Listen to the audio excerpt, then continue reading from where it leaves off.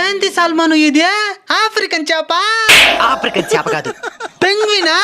Penguin కూడా కాదు. కొంచెం నోరు ముసుకొని ఉండవు.